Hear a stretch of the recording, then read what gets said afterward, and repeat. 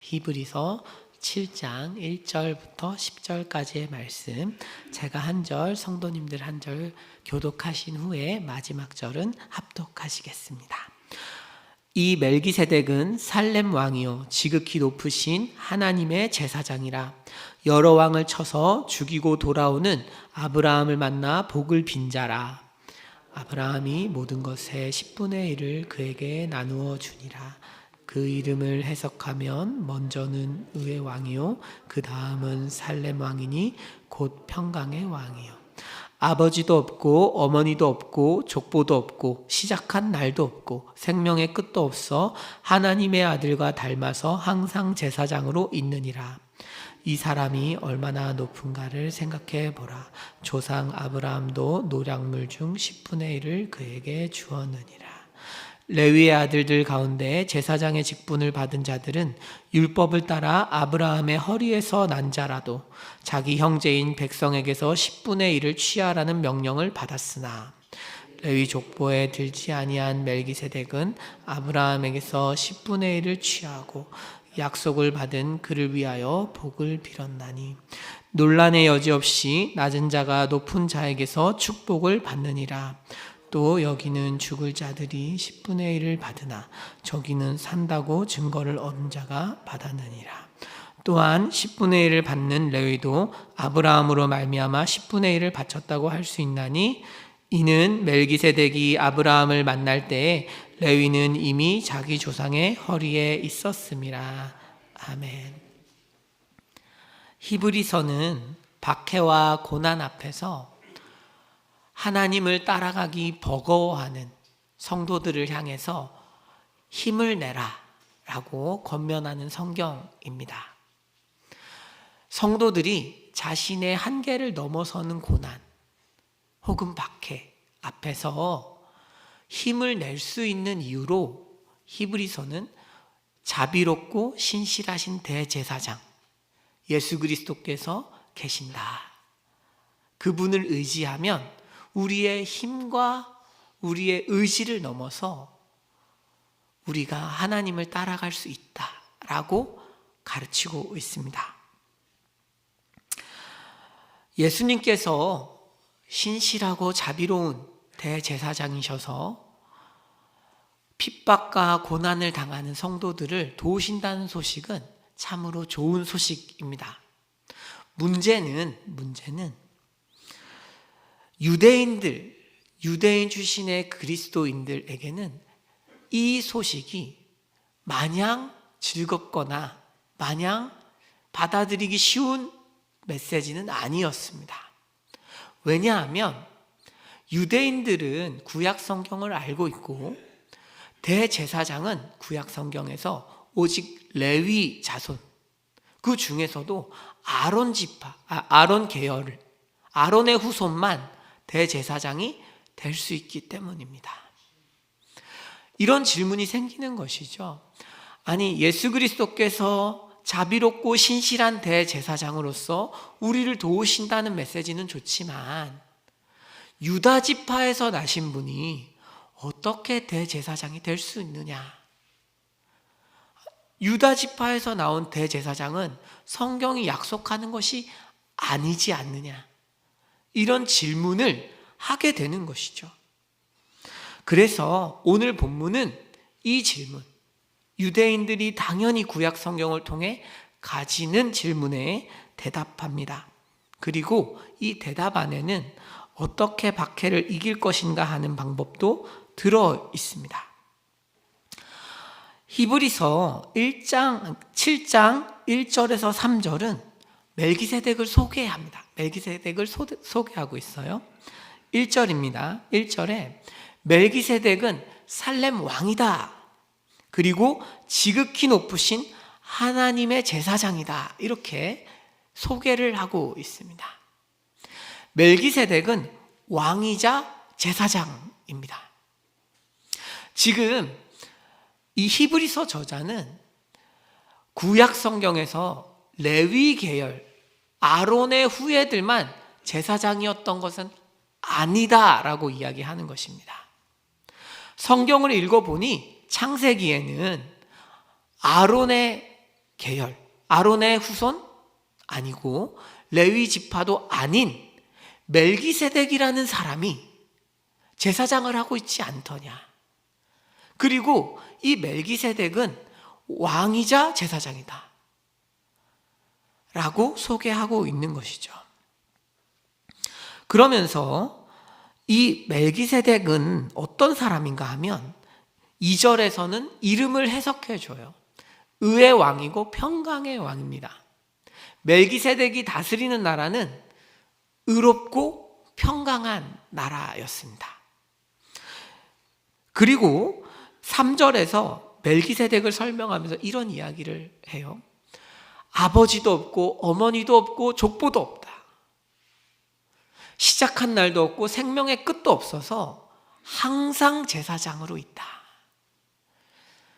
구약 성경에서 멜기세덱은 아주 잠깐 시편 110편과 창세기 14장에서 잠깐 등장하는 인물입니다.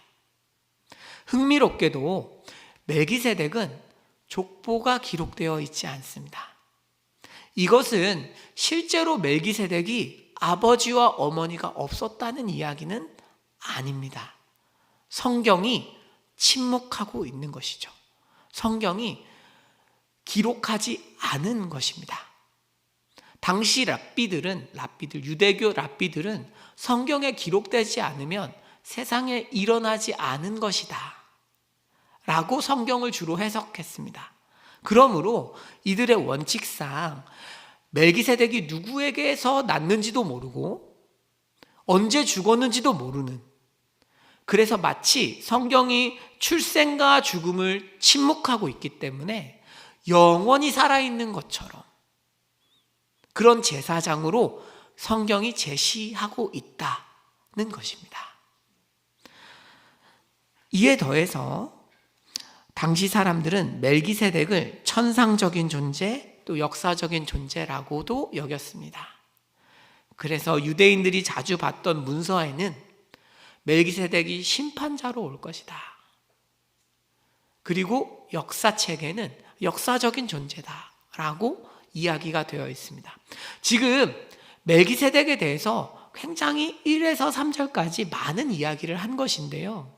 그 이유는 우리가 믿는, 이 사람들이 믿는 예수님과 닮아있기 때문입니다. 그러면서 지금 히브리서 저자는 이런 이야기를 하는 것이죠. 멜기세덱은, 그러니까 우리가 믿는 대제사장 예수님은 레위 지파 계열을 닮지 않으셨다. 성경에 보니까 레위 지파를 닮은 것이 아니라 멜기세덱을 닮으신 분이다. 멜기세덱을 닮았지 레위 지파를 닮진 않았다라고 말씀하시는 것이죠. 그래서 다음 표를 한번 보여주시면 멜기세덱과 예수님이 이렇게 닮아 있습니다. 왕과 제사장을 겸직하시고 의와 평강의 나라를 다스리시고 또한 영원한 생명의 대제사장이 되시고 천상적 존재이시면서 역사적인 존재로 닮아 있는 것입니다. 제가 설명을 좀 더 이해 쉽게 하기 위해서 예수님이 멜기세덱을 닮아 있다라고 표현하였지만 이는 사실 적절한 표현은 아닙니다. 성경은 이렇게 이야기합니다. 3절, 그는 하나님의 아들을 닮아 영원히 제사장으로 남아있다 라고 직역할 수 있어요. 말하자면 하나님께서, 이런 뜻입니다. 다음을 보여주시면요, 이 닮아라는 것은 신적 수동태라 그래서 하나님에 의해 닮도록 만들어졌다, 이런 의미입니다. 하나님께서 구약 성경을 기록하실 때 멜기세덱을 하나님의 아들을 닮은 꼴로 일부러 기록하셨다는 거예요. 왜 이렇게 닮아 있는가 하면 예수님께서 우리의 자비롭고 신실한 대제사장이 되시는데 우리에게 한 번에 알려주시면 이해를 못합니다. 그게 뭘까? 이해를 잘 못합니다. 그래서 구약 성경에 잠깐 기록해 놓은 것이에요. 구약 성경에 멜기세덱이란 이런 존재가 있는데 멜기세덱은 사실 하나님의 아들을 닮도록 기록되어 있다. 이 멜기세덱이 예수님을 예표하는 기능이 있다라는 것입니다.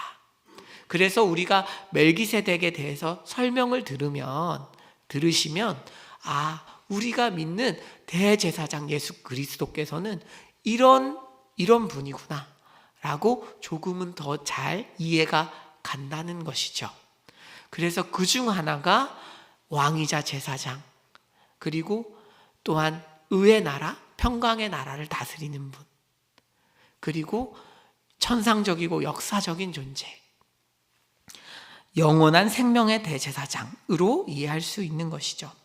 그래서 지금 1~3절에서 성경은 예수님께서는 레위 계열의 제사장이 아니시다, 멜기세덱 계열의 제사장이시고, 그리고 그것은 성경이 약속하고 있는 것이다 라고 말하고 있습니다. 이제 4절부터 멜기세덱이 레위보다 얼마나 높은 지위를 가지고 있는지를 가르칩니다.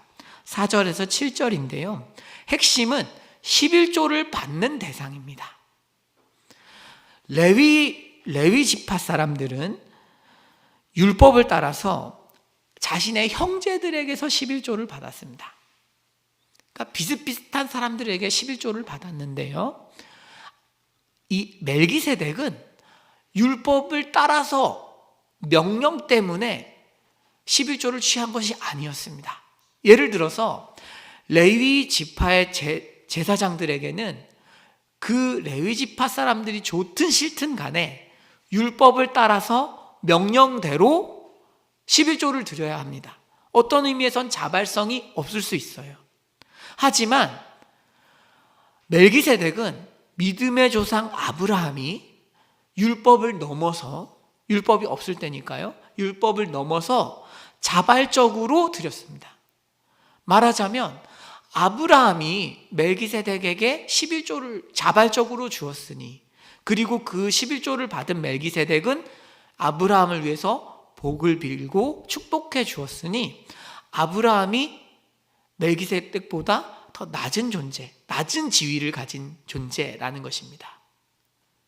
그렇기 때문에 레위 계열의 제사장들보다 멜기세덱이 훨씬 높다라고 논증하고 있는 것이죠.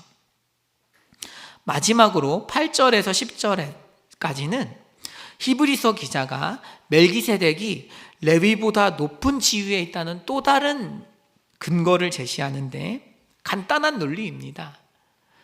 아브라함이 11조를 바쳤어요, 멜기세덱에게. 그때 아브라함의 후손으로 레위가 나왔지 않느냐. 말하자면 아브라함이 11조를 드렸을 때 이미 레위가 드린 것과 다름이 없다. 그렇기 때문에 레위가 멜기세덱에게 11조를 바쳤고, 그러므로 멜기세덱이 더 높다라고 비교하고 있는 것입니다. 사랑하는 성도 여러분, 사실 이 부분은 참 이해하기 어려운 부분이기는 하지만 하나 정도는 꼭 알고 넘어가시면 좋겠어요. 저희가 드리는 이 11조는 후손도 복을 받는 것입니다. 이런 논리면. 그렇죠? 아브라함이 11조를 드렸더니 레위가 한 것이 되었습니다. 그렇다면 우리 역시도 마찬가지 논리가 있기는 있는 것이죠. 자, 이건 다른 얘기였고요. 1절에서 10절은 그러므로 두 가지로 요약할 수 있어요. 첫 번째, 예수님은 멜기세덱의 반차를 따른 대제사장이시다. 두 번째, 멜기세덱 계열의 제사장은 레위 계열의 제사장보다 우월하다. 결론이 무엇일까요? 예수님은 레위 계열의 어떤 대제사장보다 우월하다라는 것입니다. 당시 성도님들은 오늘 본문을 어떻게 적용했을까요? 이 당시 사람들은 핍박 앞에서 다시 레위 계열의 제사장이 주관하는 성전 제사로 돌아가야 하는지를 고민하고 있었습니다. 아마 이 당시 사람들은 예수님이 과연 레위 계열의 대제사장보다 더 높으신가? 라는 의문을 품었을 수도 있어요. 당시 레위 계열의 대제사장이 가장 높은 사람이니까 과연 내가 믿는 예수님이 그렇게 화려한 옷을 입고 엄청난 성전에서 예배를 드리는 대제사장보다 더 높은 분인가? 정말 실제로 나를 도와주실 수 있는 분인가?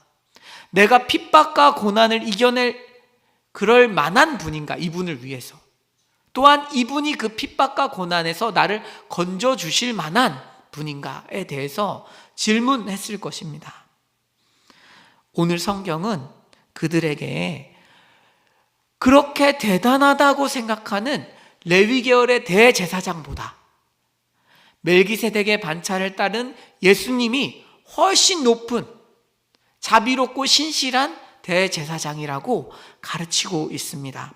그러므로 히브리 성도들이 정말 핍박을 이기고 싶다면 레위 계열의 대제사장이 주관하는 예배로 다시 돌아갈 것이 아니라 예수님을 붙잡아야 하는 것입니다.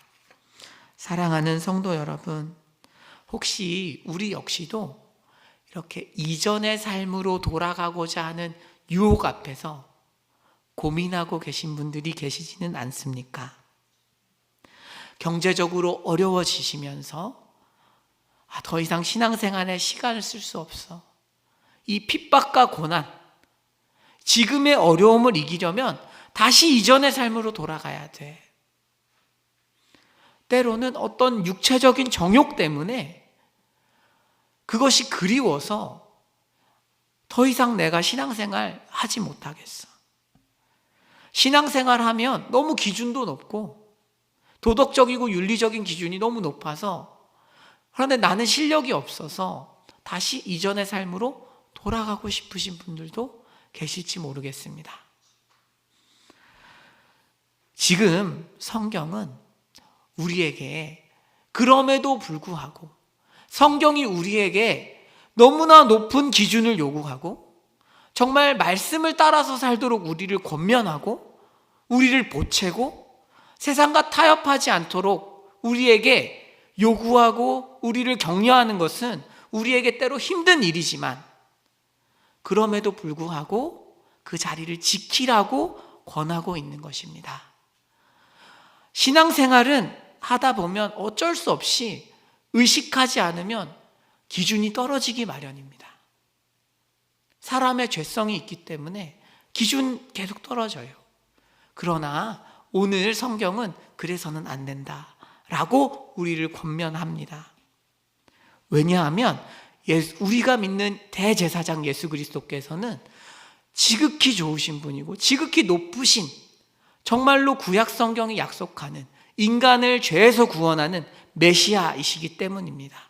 우리가 핍박이 있다면, 고난이 있다면 예수님을 떠나서 다른 방법을 찾을 것이 아니라 그렇기 때문에 더욱 강하게 우리의 구원자 되시는 예수님을 붙잡아야 하는 것입니다. 사랑하는 성도 여러분, 이 문제를 가지고 다시 한번 기도하는 새벽 되시기를 축복합니다. 기도하겠습니다.